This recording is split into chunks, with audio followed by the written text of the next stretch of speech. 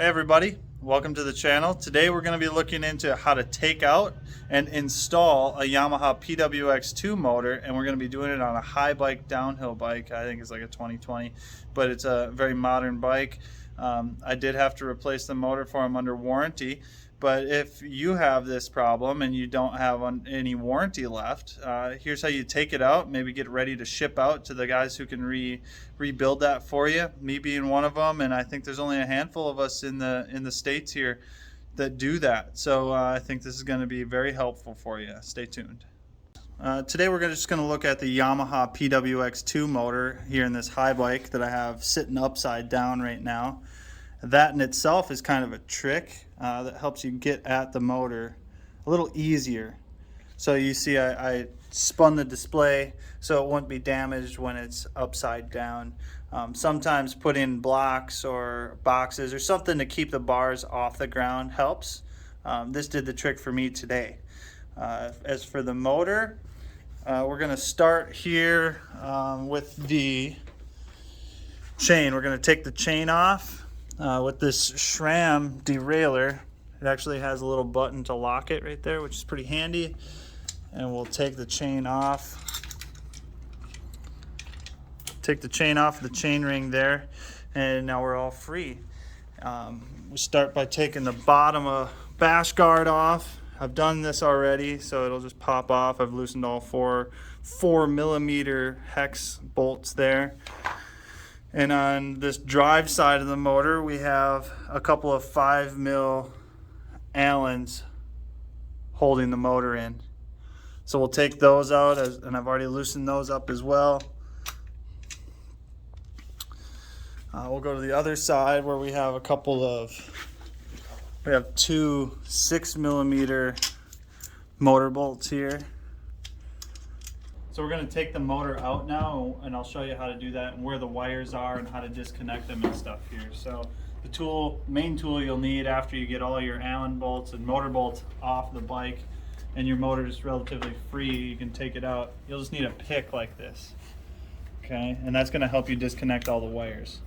So you kind of need to lift the front of the motor up first, and then the back will release out and dig all these wires out of the frame. I kind of just rest the motor on my legs, or if you have your motor's free. Now ideally, if you're going to send this off and you want it to be overhauled, or you're having issues and you need it to be worked on, you're going to want to take your cranks off to make shipping easier and handling easier for the mechanic doing the job. It's not as big of an issue to leave the chain ring on, because you do need a specific tool to take that off. So if you're not comfortable taking your cranks off, you can bring it to the local bike shop and they'll have all the tools to do that, no problem. Unless it's a specific e-bike shop, likely won't have the right tool to take that off. And like I said, not a big deal. Just pack it up with some care and ship it out to wherever it's going, to the few guys that. All right, now let's imagine you got it back and you got your cranks back on, and we're going to reinstall the motor now. Now the first thing I'm going to do is grab a little bit of tape here, and this is kind of your most vulnerable wire. This is your speed sensor wire.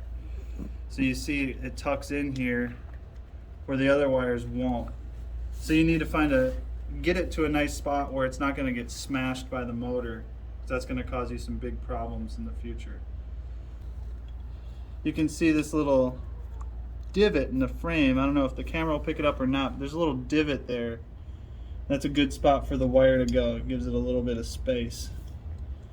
And I'm gonna just kind of tack it up with tape. Doesn't have to be the best, just enough to keep it there while you put the motor in so it doesn't slide.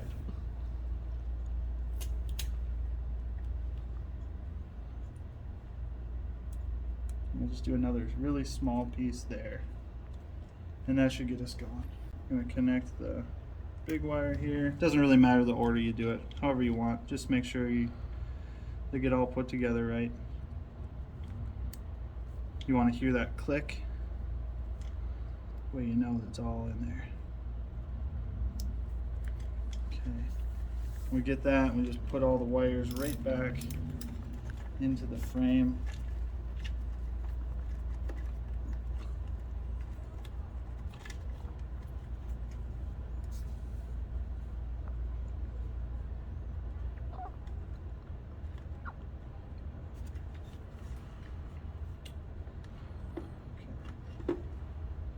Once you feel pretty good about that, put the rear of the motor in first and the front second, and the front should just kind of fall into place.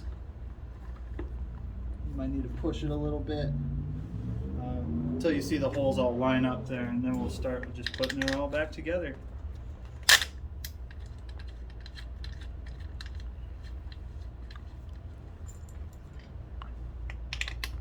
You could put a little grease or Loctite on these if you want. Sometimes greasing it up will reduce some creak if you're getting creak in your bottom bracket area of your e-bike. So now that we got all of our motor bolts at least started, you don't want to tighten any of them until they're all started in.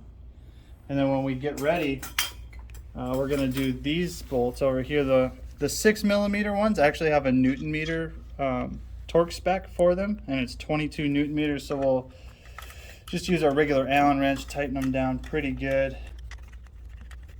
and we'll hit it with our torque wrench.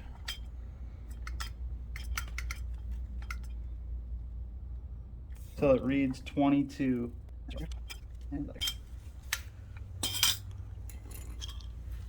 Okay, and for the other side, on the drive side, one tool that really helps get this 5mm Allen on there, especially right here, is if you have a ball tip Allen. So there's a ball, it's kind of ball there.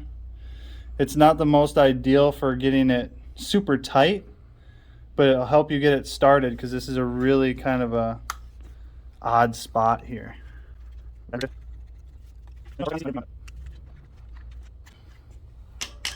Okay, so our motor's all in, our wires are all connected. Now the last little bit here is, again with the speed sensor wire, it's got a little channel on this frame for it to go in. We'll put the bash guard on over that, making sure that the wire stays in that little groove. Okay, and then you just start tightening it up, and you're pretty much there. Just got to put the chain on and get yourself back on the trail. Thanks for watching the video. I hope you found it helpful, and hopefully you don't need to run into these problems, but if you do, there's answers for you. Thanks. Have a good one.